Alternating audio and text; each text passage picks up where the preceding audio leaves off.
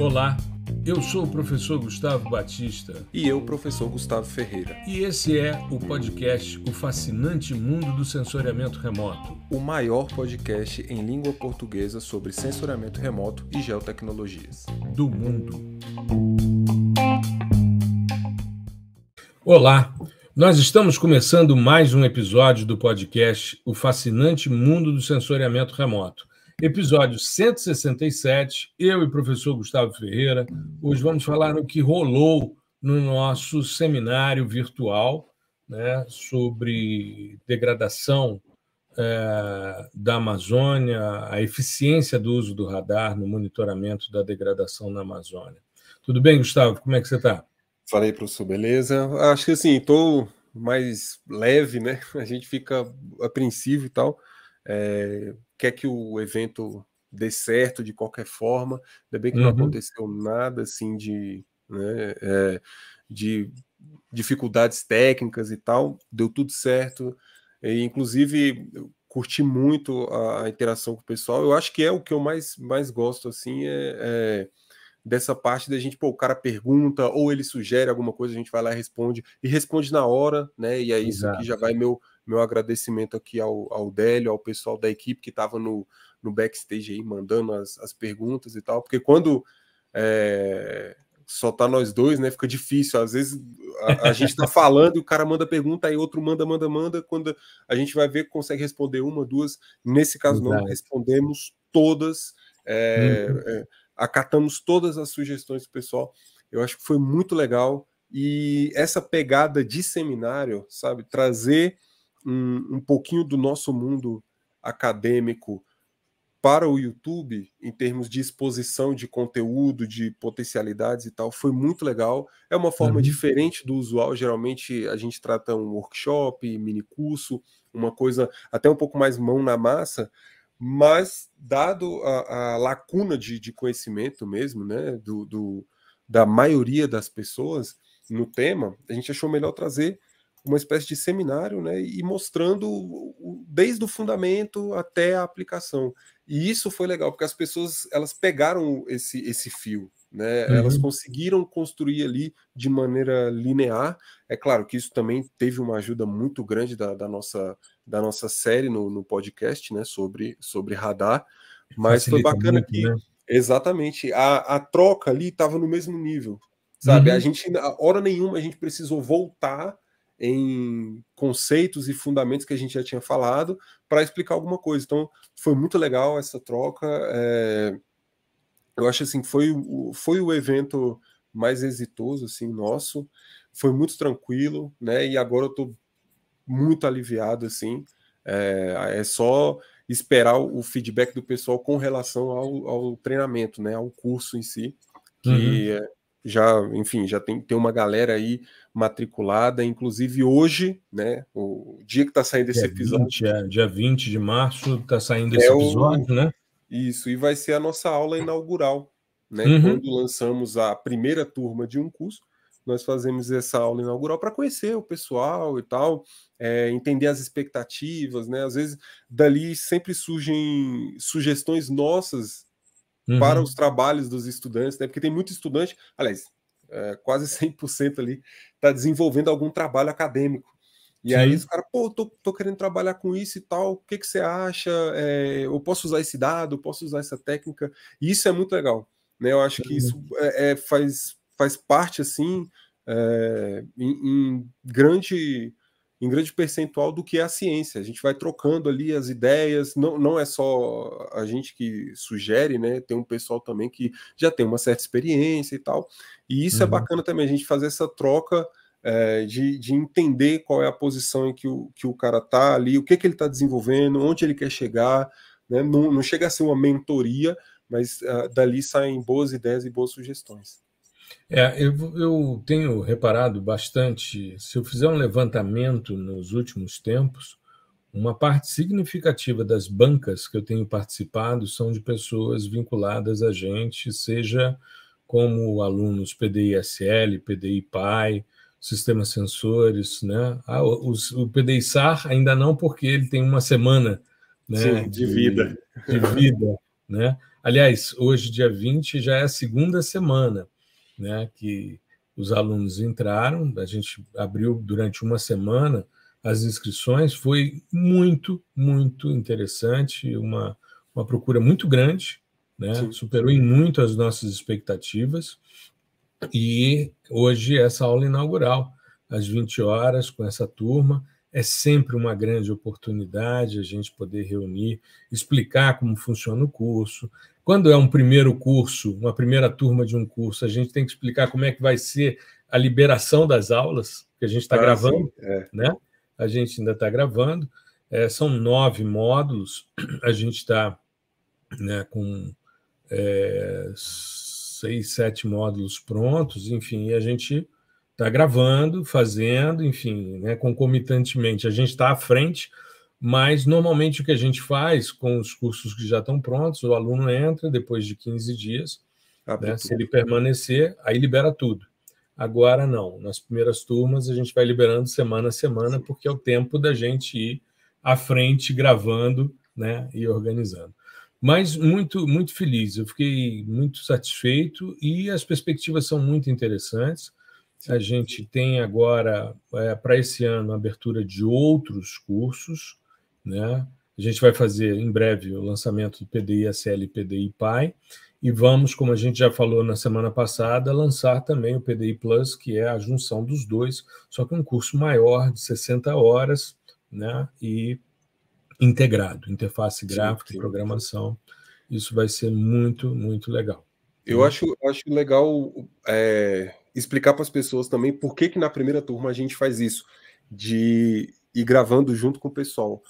É que, assim, a gente idealiza o curso, tem todo o escopo ali do conteúdo que vai entrar, né? Isso, ano passado a gente já estava já tem um ano delimitando isso. Exatamente. E aí, o que acontece?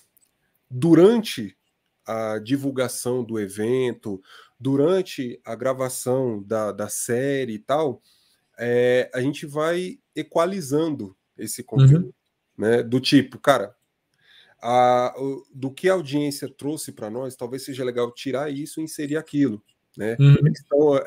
É meio que eles estão pedindo mais por uma coisa do que por outra que a gente tinha pensado. Então, porque a capacitação ela é construída para os estudantes. Não é para mim nem para o professor Gustavo. A gente já fez isso, já passou por isso em algum momento da vida. Então, assim, a capacitação é para os estudantes. Então, nada mais justo do que deixar os estudantes, né, darem dizerem qual é a temperatura do negócio, entendeu? Eles vão dar o grau, o que eles querem ali. É claro que tem uma coisa de fundamentos e conceitos que são rígido, é um pouco mais rígido. Agora, principalmente na parte prática, em termos de aplicações, nós escutamos muito a audiência para ir temperando o curso, né?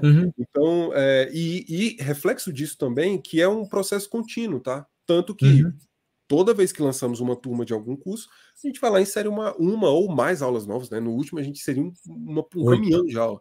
8. Então, assim, pois é. Então, 8 em cada curso, né? Em cada exatamente. curso. 7 no PDI-SL, 8 no PDI-PAI, só de classificação orientada a objetos, que era uma demanda. Exatamente. Era uma demanda. Isso. E você então, sabe, ontem não, porque a gente está indo ao ar na segunda-feira, mas semana passada eu tive umas reuniões de orientação com os meus mestrandos e doutorandos, né? Eu, voltando de férias, fui marcando, né, um dia, 2 por dia, para a gente bater um papo longo, às vezes 2 horas e tal, ali conversando, vendo como é que estão os trabalhos, o que precisa, quais são os ajustes de rota e tal. E eu fui procurado por uma ex-aluna minha, ela se graduou agora, e ela me procurou para a gente conversar sobre uma perspectiva de dissertação que ela quer fazer na área de desenvolvimento sustentável, que é um dos programas que eu faço parte, né, na UNB. E aí eu disse a ela, legal, vamos trabalhar, mas a minha linha dentro do CDS é território, eu trabalho dentro de uma perspectiva de sensoriamento, a gente precisa investigar isso, ou seja, como foi a ocupação, como é que cresceu, ou seja, fazer uma análise multitemporal nessa questão. Então, e eu falei com ela, vamos trabalhar com classificação orientada a objetos, que fica mais detalhado, o que a gente quer ver e tal. Então, eu preciso que você ouça os episódios 144, 142, 143, que é sobre classificação, e depois você ouça os episódios tais, que é sobre geóbia. Eu, na hora, peguei o celular, né, fui vendo a sequência e tal, e aí ela virou para mim e disse, interessante, professor, o senhor sugeria episódios de podcast. Eu falei, olha, um dos objetivos mais nobres do podcast é justamente criar material didático, para que eu possa, assim como o professor Gustavo, quando a gente vai conversar com os nossos estudantes, a gente ter referências. Ao invés de eu falar, olha, leia tal artigo, ouça o episódio. Sim, que às vezes o tal artigo nem está disponível para todo mundo, né? Exato.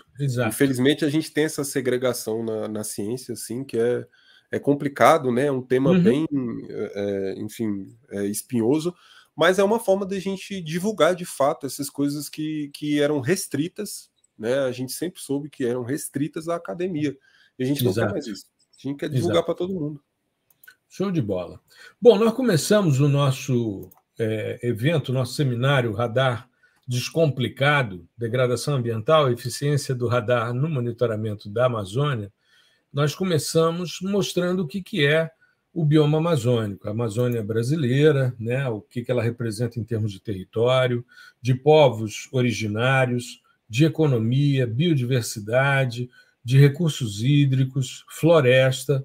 E aí nós entramos, né, eu vou fazer um apanhado aqui da discussão que a gente fez, nós entramos em algumas notícias que estão sendo vinculadas nas redes sociais, nos portais de notícia, falando sobre a perda, né, de quilômetros quadrados de floresta ao longo do tempo.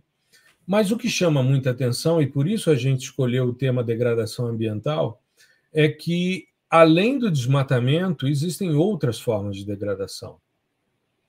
E aí a gente foi por essa linha. Entramos num aspecto, porque todo evento que a gente faz, e como é um seminário, é um evento científico, né, acadêmico, a gente busca referências robustas para embasar o que a gente está falando. E nós utilizamos 2 artigos publicados na Science, um de 2020, encabeçados pelo professor Heraldo Matricardi, que é professor da Universidade de Brasília, do Departamento de Engenharia Florestal, meu colega, uma pessoa que eu tenho muito carinho, muito respeito.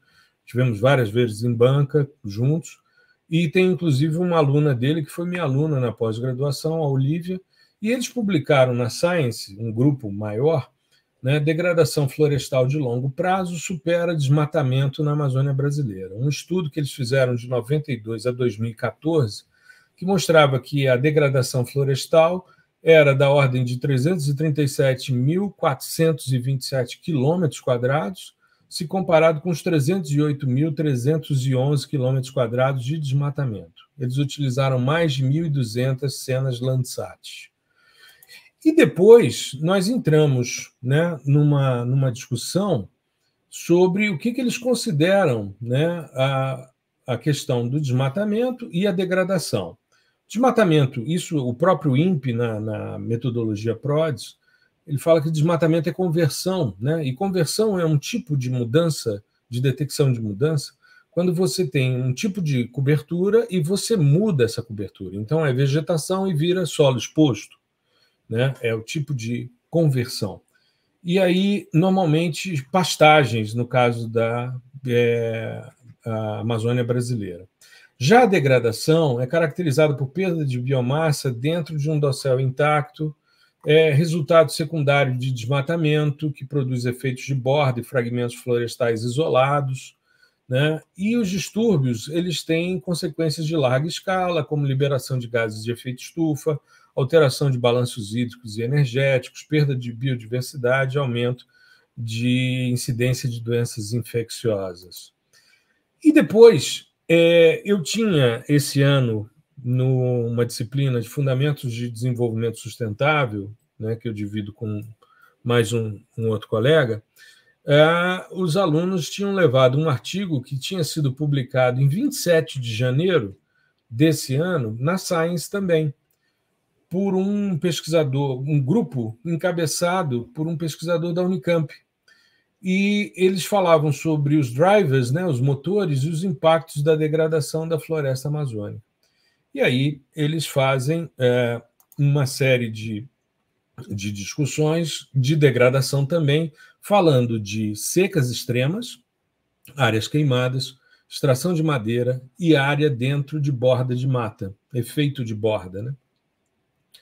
Bom, e aí nós fomos fazer uma discussão sobre o que era previsto no PPCDAM, né, que é o plano de ação, né, de prevenção e controle de desmatamento da Amazônia, que tinha uma expectativa de uma meta para 2020 de menos de 4.000 quilômetros quadrados desmatados, que seria aí uma redução de 80% do patamar antes da primeira fase do PPCDAM, e os artigos, inclusive internacionais, publicados na Nature, por exemplo, mostrando que a expectativa de 2020 não foi alcançada e o desmatamento superou em muito, né? Chegando aí a uma quantidade muito grande, né? Se a gente for analisar a discussão do PRODES, a gente vê aí que havia uma estimativa de em torno de 14.000 quilômetros quadrados, né? O que mostra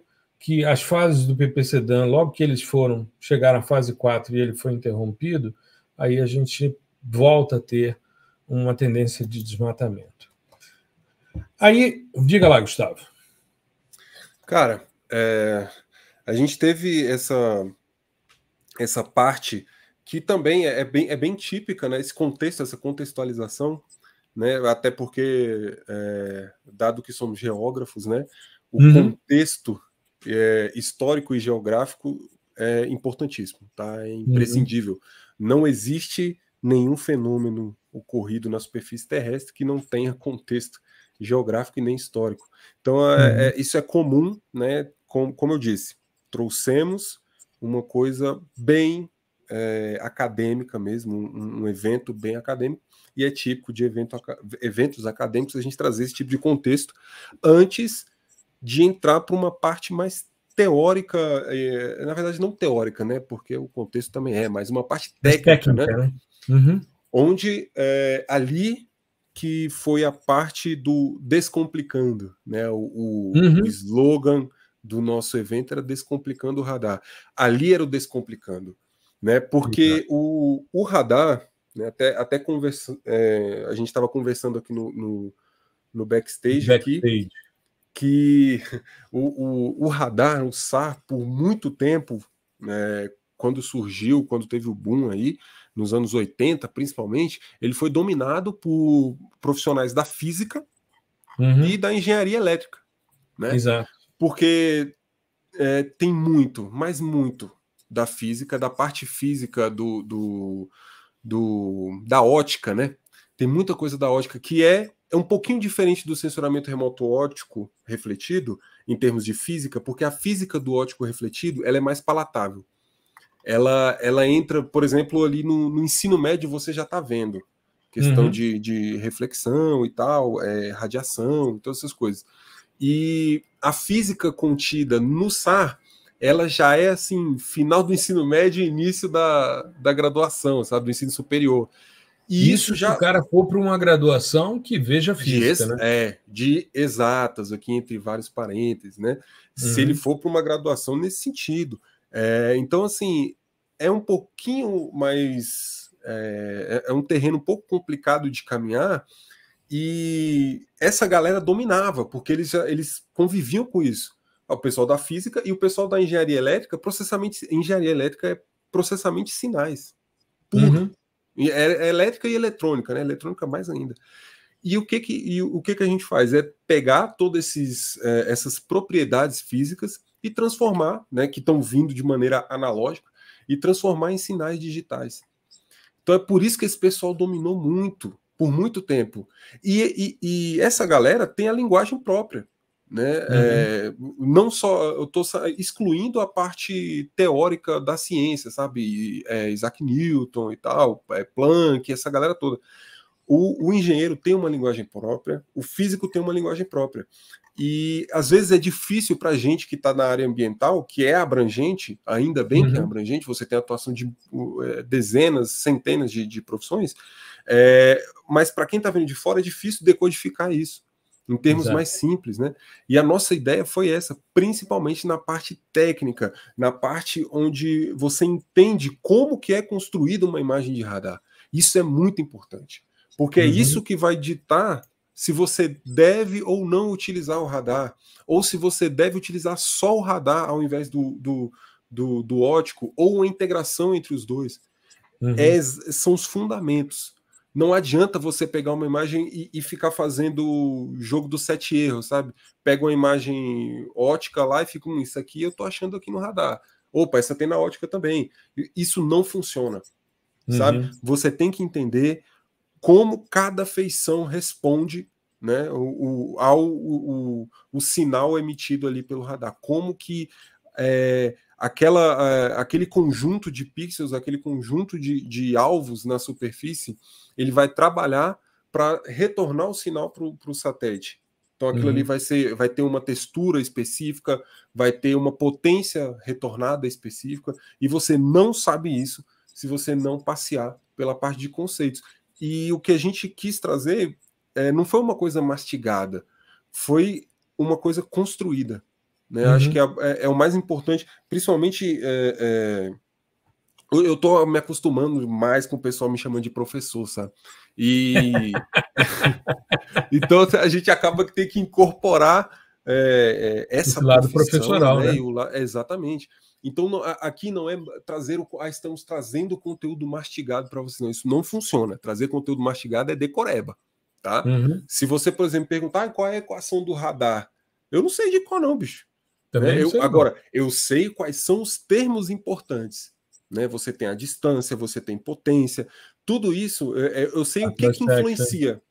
Exatamente, radar cross-section, isso eu sei. Agora, as variáveis todas, cara, não sei. Porque isso está no livro. A gente usa material didático, né? Para poder dar aula e tal. Exato. Agora, e a construção do conhecimento para você chegar nessa matriz? Entendeu? Essa é a nossa ideia. A gente quer, o professor, ele ajuda a construir conhecimento. Ele não traz tudo mastigado. Entendeu? Exato. A ideia não é essa. A ideia é te ajudar a construir esse conhecimento, porque uma vez construído, uma vez que você sabe de onde saiu, né, do ponto ali da estaca zero até a equação radar, você não perde isso mais, cara. Vai por mim. Você não perde. Estou falando por experiência própria. Entendeu?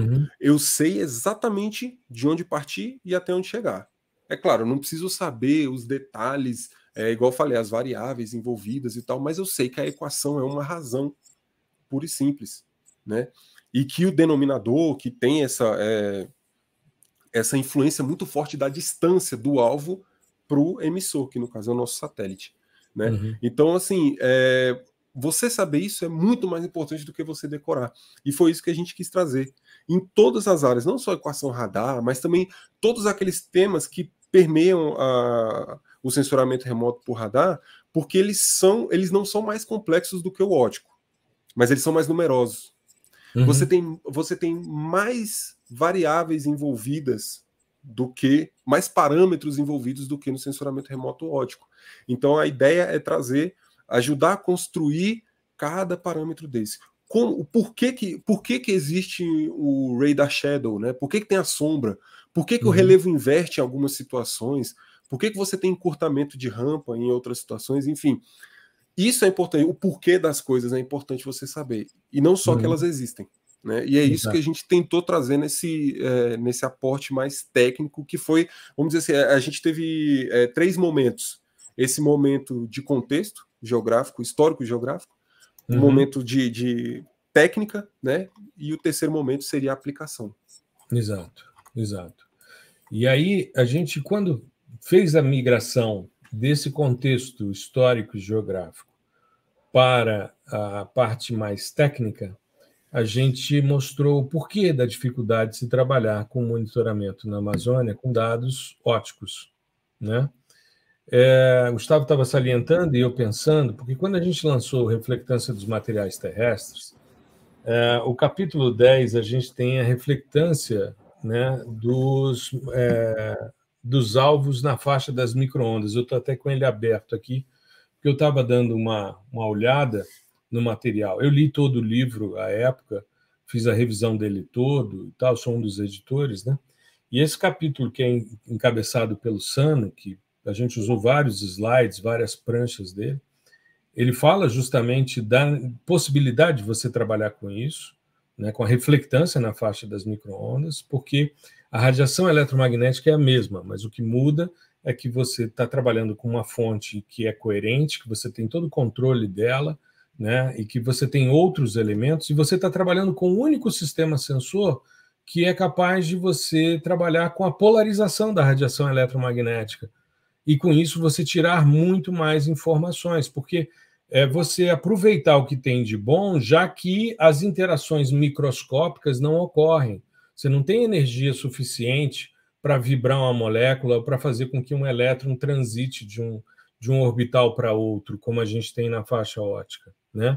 Eu, inclusive, fiz uma postagem, as pessoas comentando, poxa, mas será que essa quantidade de energia, de radiação, não vai ter problema com fauna e flora? Eu pensando, cara, a radiação é de baixíssima frequência. Sim, inclusive você tem que você tem que amplificar esse sinal. Exato. Ele vem exato. assim, uma fração ínfima do sinal, entende? Então você tem que inclusive amplificar. Tanto que quando a gente pega uma escala linear, você vê que tem valores que tem 0,0000001, né? É baixíssimo. E também, isso eu tô excluindo a radiação que a gente leva todo dia, desde quando nasce até o dia do falecimento, né? Você tem radiações que são muito mais intensas, nocivas, né? Muito mais intensas. A própria radiação solar, a própria radiação solar, câncer de pele decorrente de radiação solar, né? Você então, pega o nível de energia que tem um ultravioleta até você chegar nas micro-ondas, putz, esquece. Exato. São ondas de rádio, né? Se a gente for pensar bem, é uma ampliação da parte da onda do rádio. Depois ficou nas micro-ondas, mas eles mantiveram o nome. Mas o próprio nome radar vem de ondas de rádio, né? Alcance e detecção de ondas de rádio. Então, é interessante a gente mostrar por que a gente não trabalha com as imagens ópticas, e a gente usou uma prancha, né, uns slides do Sano, de uma live que ele fez comigo durante a pandemia, em que ele mostrava, né, a quantidade de imagens disponíveis e só um período do ano, mais no meio ali, que você vai conseguir, né? Em determinadas regiões você tem muito problema, principalmente pela quantidade de nuvens. E aí a gente foi mostrar a discussão sobre janelas atmosféricas, sobre a interferência. Gustavo, inclusive, postou durante a live para mim, inclusive colocou na comunidade do Discord depois a imagem da dissertação dele, da banda C, do Sentinel-1, que tem problemas com nuvens, e ele mostrou isso, e a gente mostrou, né, o CIR-C-XAR, que tinha um registro de uma precipitação que é clássica já na literatura, né? Que é uma imagem que a Agência Espacial Alemã divulgou à época. Mostrando, você tem várias bandas do mesmo a banda local. X, C e L, né? E aí a banda X totalmente tomada na área da precipitação, a banda C com alguns resquícios e a banda L com nada, né? E aí vamos falar sobre a diferença entre sensores passivos e ativos, né? Vantagens e desvantagens do radar sobre o óptico.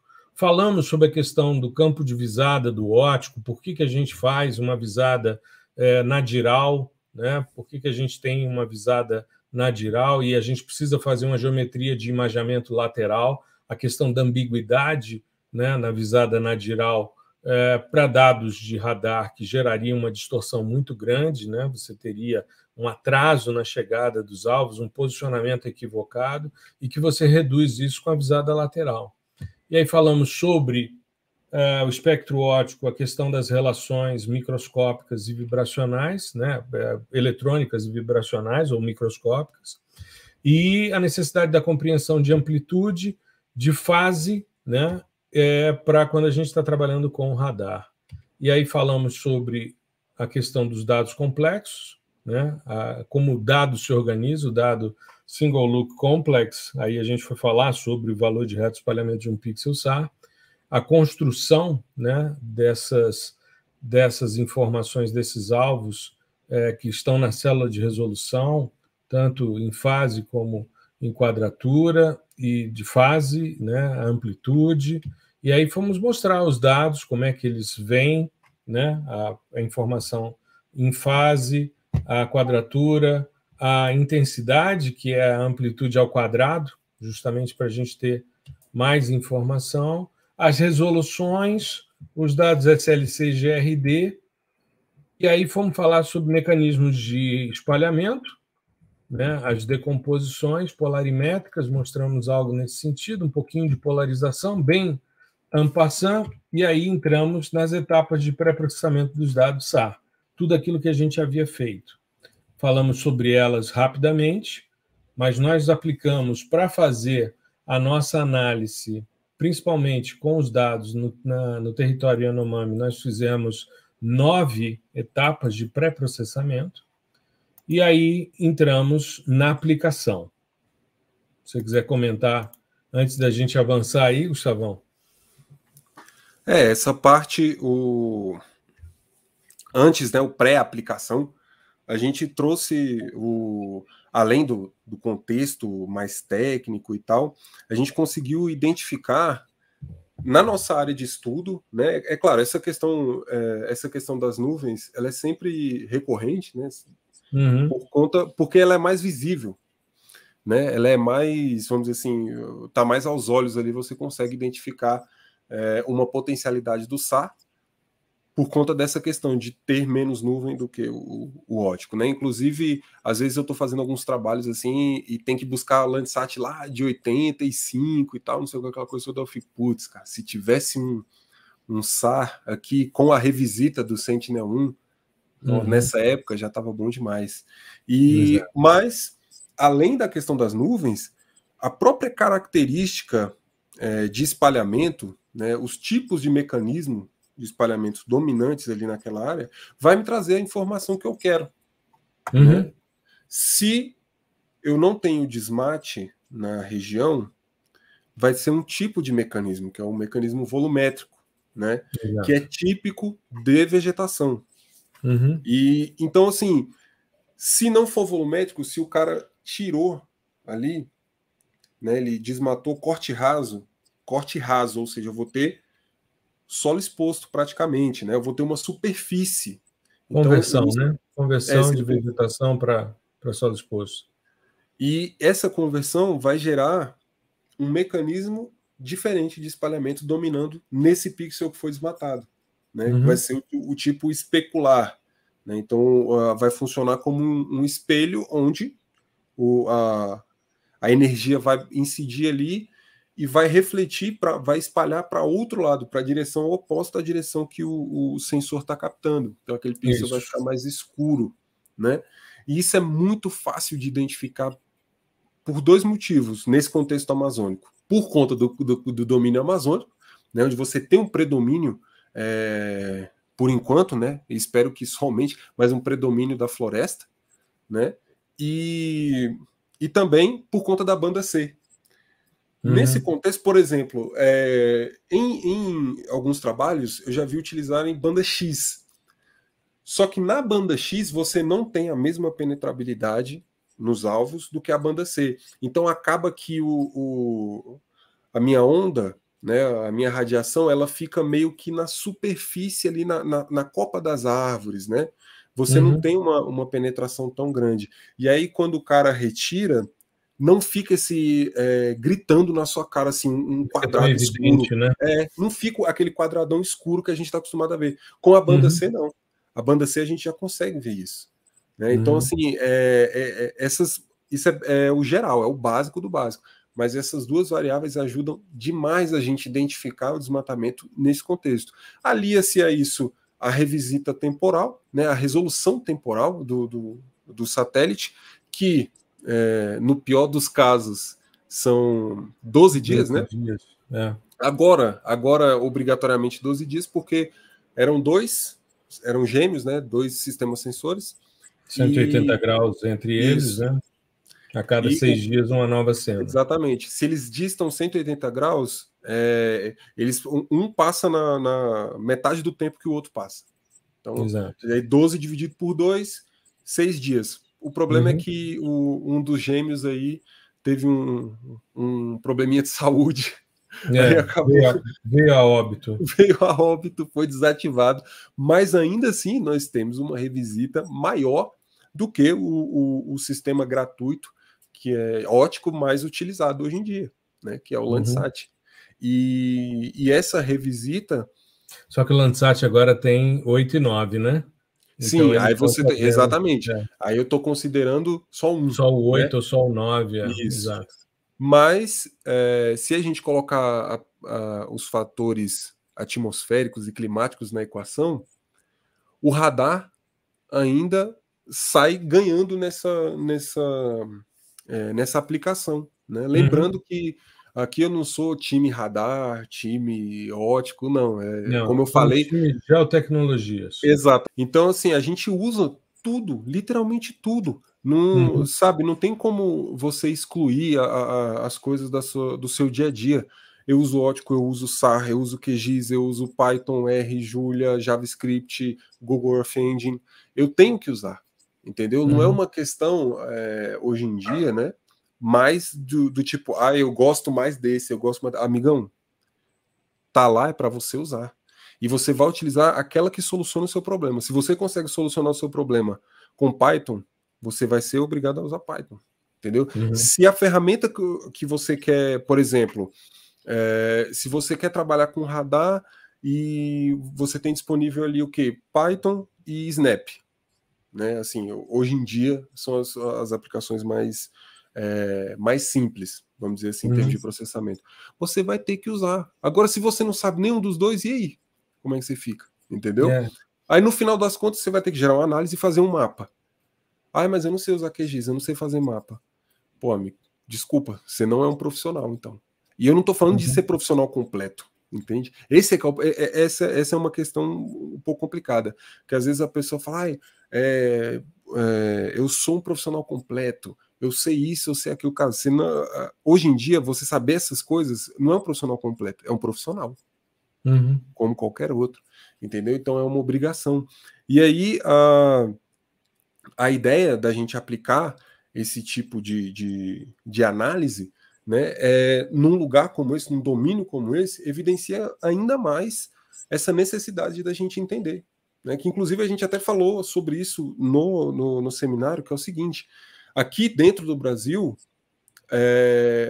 ainda vemos pouca publicação em termos de uso de SAR e tal. Aumentou com a disponibilização do Sentinel-1? Com certeza aumentou. Mas se a gente comparar, por exemplo, com o mesmo período com o pessoal de fora, eu não estou falando todo mundo de fora, você pega um país só. Pode pegar um país menor do que o nosso, sei lá, Espanha, França, Portugal, enfim. Você vai ver um número absurdo de aplicações, de papers ali, publicações com o Sentinel, com outros sistemas de imageamento SAR, enfim, até alguns que são próprios, né, de cada país, mas você tem muito mais. E é isso que a gente quer trazer para cá. Vamos dizer assim, é uma demanda, mas é uma demanda meio fantasma assim, para a gente, porque ela veio aparecendo, e não foi um estudante falar, eu preciso aprender radar, eu preciso aprender radar. A gente que ficou, cara, se a gente não se mexer, né, para mostrar para essa galera que isso existe, a gente vai estar sempre em déficit. E, pô, assim, seguramente, o nosso país, né, é um dos que mais utiliza recursos do GEO. O agro é prova viva disso. Né? Então, pô, aí você vai deixar de fora uma área tão importante como essa. Então, eu acho que foi essa sessão 2, assim, serviu também para introduzir, né, e colocar essa sementinha na galera de, cara, eu preciso aprender isso também. Né? Isso. E eu posso, né? Porque os dados são gratuitos, as plataformas estão disponíveis para você processar, e é só você entender qual é a lógica, e é essa a ideia, né? Criar uma cultura e poder fazer isso, né? Sim, Bom, sim. Aí entramos no território Yanomami e fizemos uma discussão inicialmente, né, no Uraricoera, o rio Uraricoera, que foi, inclusive, é o rio em que o pessoal colocou uma corrente para evitar o trânsito de balsas e tal. E pegamos uma cena de GRD, no caso, né, do Sentinel-1, e do dia 19 de janeiro de 2023. E, por coincidência, tínhamos para a mesma área uma cena do dia 18 de janeiro, ou seja, um dia antes. E simplesmente 100% de cobertura de nuvem no Sentinel-2 e do Sentinel-1, a gente vendo direitinho, encontrando as áreas de garimpo nas áreas mais complicadas, então ampliamos isso. Depois pegamos uma cena do dia 31 de janeiro de 2023, que já não tinha tanta cobertura de nuvem, para a gente mostrar como é que é visto no óptico, como é que é visto no SAR, né? Aí utilizamos também essa imagem do dia 19, o que é aldeia, o que é área degradada, né? O desmatamento comum que a gente encontra, desmatamento por corte raso com vegetação herbácea, garimpo, né? Áreas de garimpo, como é que é visto no óptico, como é que é visto no SAR. E depois nós fomos para o Parna do Jamanchim. Aí já no estado do Pará, a gente pegou aí esse parque nacional que foi implementado em 2006 como forma de frear o desmatamento incentivado pela BR-163. E aí pegamos um local e, para diferenciar do que a gente tinha feito no território Yanomami com os dados Sentinel do OPOL, nós pegamos dados um pouco mais antigos, né, de 2007, do ALUS Pulsar, né, mais um dado Quadpol, para a gente mostrar a diferença na banda L, né, a gente com 4 polarizações específicas, mostrar o que é desmatamento por corte raso, né, e aí fizemos a aplicação de alguns índices. O Radar Vegetation Index, o RVI, que nós falamos no nosso episódio sobre índice SAR de vegetação, né, que utiliza a relação entre as polarizações, né, o coeficiente de reto espalhamento, o sigma ou gama, como a equação que a gente colocou, né, 0 para cada um das polarizações, tem uma fórmula específica, e entramos também com o Radar Forest Degradation Index, o RFDI, né, e mostramos também essas relações com o coeficiente de reto espalhamento. Chegamos a calcular para dual pol, que a gente tem as equações também para dual pol, né, mas entramos, como a gente já tinha feito toda uma identificação de garimpos em terra indígena, aqui era um parque nacional, contexto amazônico também, mais ao sul do Pará e com menos cobertura de nuvens, porém com a possibilidade da gente fazer decomposições polarimétricas mais robustas, como a de Freeman-Durden, né, para a gente ver o componente de double bounce, que praticamente nada, né, volumétrico muito intenso, porque é uma floresta densa, e espalhamento de superfície, aí sim aparecendo as áreas desmatadas se destacando. Né? E aí fizemos o lançamento do PDI-SAR. Depois aí de 2 horas, né, a gente fez o lançamento do curso. Lançamos a primeira turma, explicamos como é o curso, né? Um curso de 45 horas de teoria e prática, né? Falamos também dos módulos, né? O PDI-SAR ele tem 9 módulos, ele tem um módulo de boas-vindas, em que a gente faz a apresentação do curso, explica a nossa comunidade no Discord. Depois a gente fala sobre conceitos de programação em Python. Depois a gente fala sobre fundamentos de radar. Temos um módulo específico de aquisição dos dados SAR, um módulo de pré-processamento, um módulo de polarimetria, um módulo de interferometria SAR, um módulo de índices de vegetação SAR e finalizamos com classificação temática dos dados SAR. E ainda colocamos 5 bônus nesse processo, ou seja, a minissérie Processamento de Imagens SAR, os 14 capítulos, ou seja, todos os episódios em vídeo que nós fizemos desde o final do ano passado até a semana passada, quando a gente encerrou aqui no podcast 14 episódios, são mais de 14 horas. O mini curso Índices de Vegetação, que eu fiz para os meus alunos num evento interno, que são 22 aulas. Depois colocamos também um evento que fiz o ano passado de detecção de mudanças aplicadas ao desmatamento na Amazônia, um workshop de 3 dias. São 6 horas e... Não, são mais, são 8 horas e pouco. E um workshop sobre monitoramento de queimadas por sensoriamento remoto. E, além disso, a comunidade exclusiva no Discord. Em breve, nós vamos fazer um episódio para falar sobre a potencialidade de aprendizado que a comunidade tem trazido nos últimos tempos. Mas isso fica para um próximo episódio, né? E aí, para a gente encerrar, porque isso a gente não falou no evento, mas tem uma notícia muito recente, foi discutida hoje. Eu, infelizmente, hoje passei o dia na universidade, acabei vendo mais agora, enquanto conversávamos no backstage, mas o Gustavo acompanhou. Então, ele vai comentar com vocês uma discussão que eu vou, inclusive, compartilhar aqui, né? De uma análise. Isso daqui é uma tradução do Science News, que é a gente está disponibilizando aqui na tela, né? Um portal chamado Science News, que traz aí uma discussão. O vulcão em Vênus foi visto em erupção em imagens de décadas atrás. Um novo olhar sobre dados antigos revela que os cientistas há muito suspeitavam sobre nosso planeta irmão, no caso, Vênus. Né? Assim, só para um pouquinho de contexto.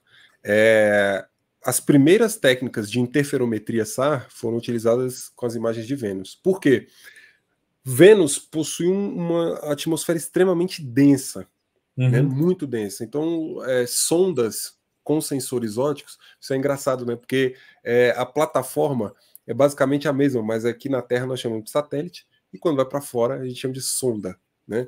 A sonda, o imageador óptico não ia transpassar ali essa camada densa de nuvens e tal, com uma série de elementos químicos ali que impedem vir uma coisa meio opaca. Mas com o SAR você já tem essa perspectiva de penetrabilidade. E aí lançaram a sonda chamada Magalhães, que ficou imagiando NASA, ali, né? isso, imagiando, né, com o sistema sensor ali radar, uma resolução de 120 metros, né, e há várias décadas aí, como a notícia colocou, era ótimo, né? Década de 90, né? A imagem foi gerada nessa década, mas a Magalhães, se eu não estou enganado, foi lançada até um pouco antes.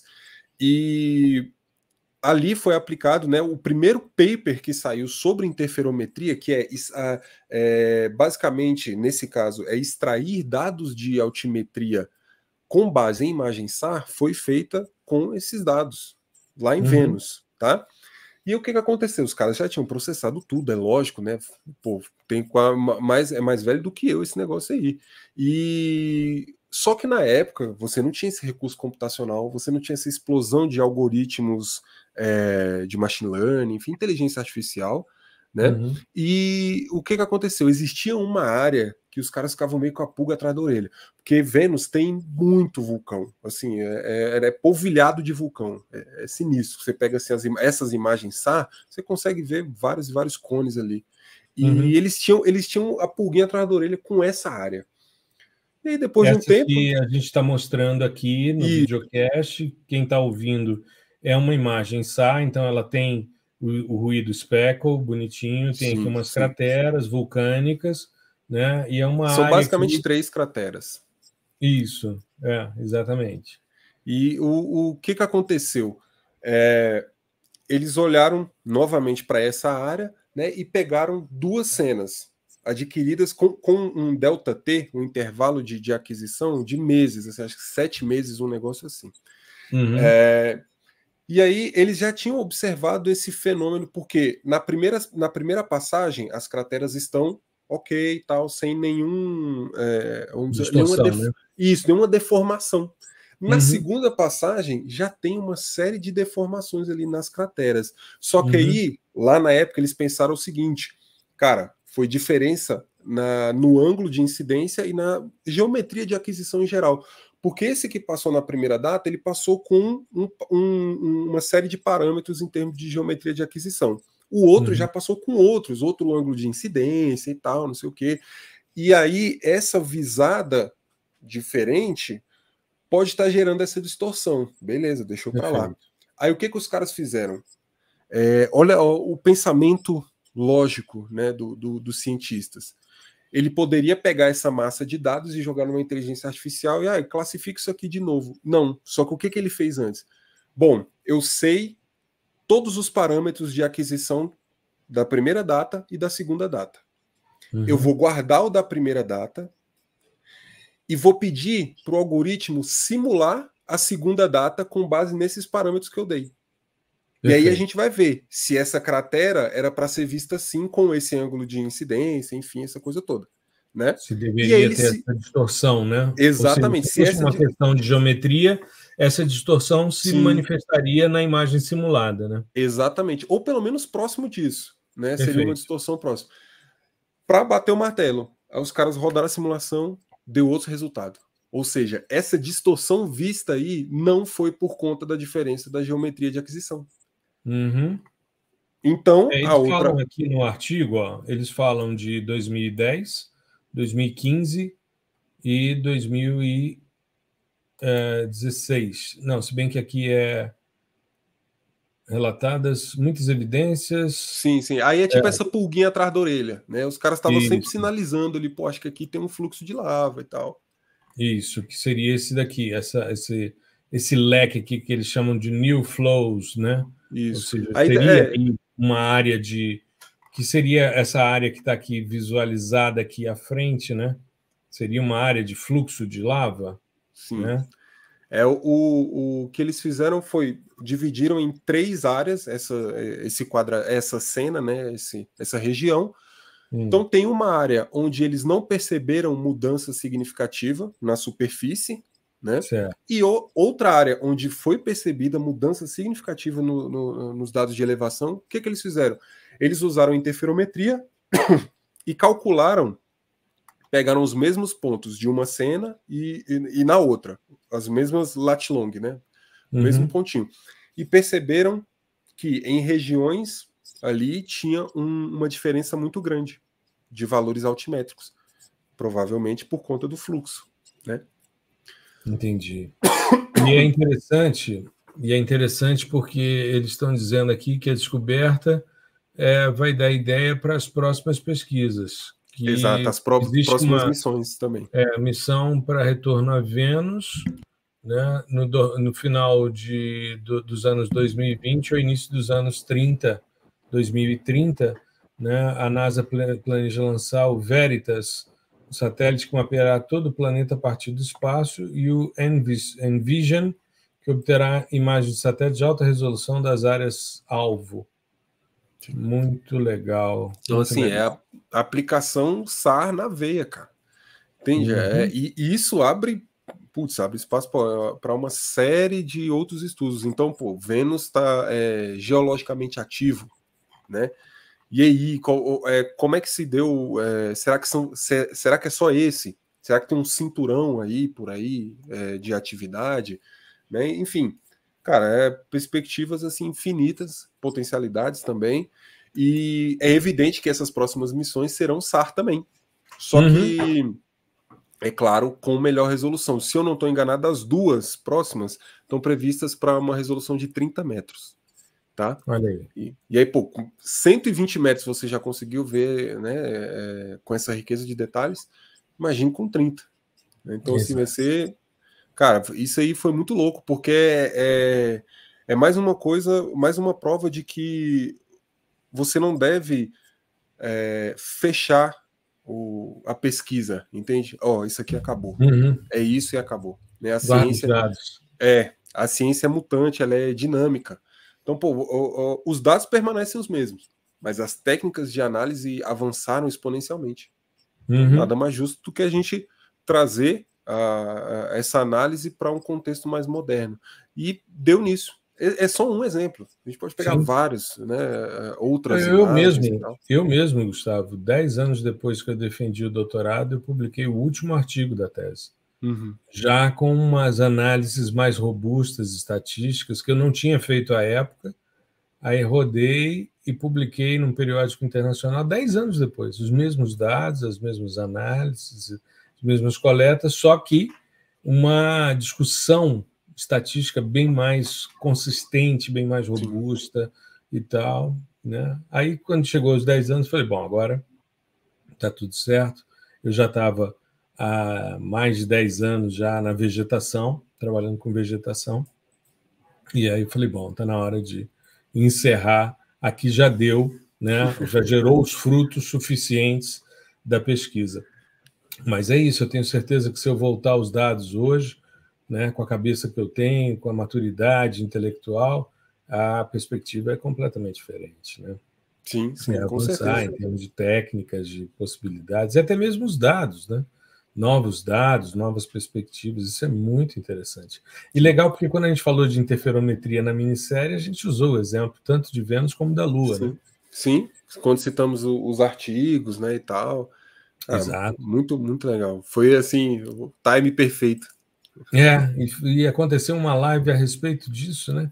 Foi. Aliás, é interessante, eu estava vendo a Rafaela, a gente precisa trazê-la aqui no podcast, ela está com uma newsletter semanal muito Sim. legal, né? E ela publicou, deixa eu pegar aqui, porque achei interessante, ela comentou na newsletter dela que a NASA, o ASET, está fazendo um curso avançado em breve, né? Eu já me inscrevi, inclusive, de monitoramento de cultivos com dados SAR.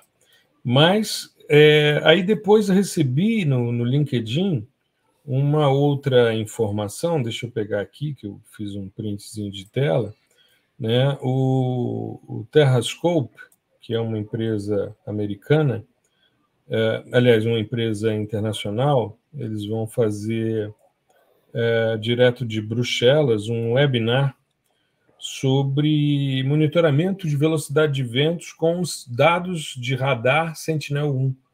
A coleção 2 são os dados Ocean, né? E um dos dados é o dado de velocidade de ventos. Então, eu me inscrevi, vai ser no dia 28 de março, ao meio-dia, horário de Brasília, né? Vai ser uma discussão muito interessante, utilizando os produtos Sentinel-1 nível 2 Ocean Products, né? Como monitorar a velocidade de ventos através do tempo e do espaço, como analisar a energia potencial de ventos em áreas de offshore. Então, achei muito legal a discussão, além, claro, do monitoramento continental de cultivos, usando também os dados Sentinel. Então, a gente vê como as empresas e as agências espaciais estão se movimentando no intuito de divulgar e cada vez mais capacitar as pessoas para o acesso aos dados, né? Existe já uma perspectiva Sentinel-1C e 1D, né, para serem colocados em órbita, assim como o 2C e o 2D e o 6B, né, o que faz a verificação altimétrica de ondas, né, o Michael Freilich, ele tem um gêmeo também dentro da constelação Copérnicos. E os produtos, como a gente já falou num episódio também, que dão continuidade a essa constelação Copérnicos, né? E as discussões que fizemos sobre biomass, sobre NISA e outros que serão disponibilizados em breve aí, então tem muita coisa de radar vindo aí para avançar nessa área.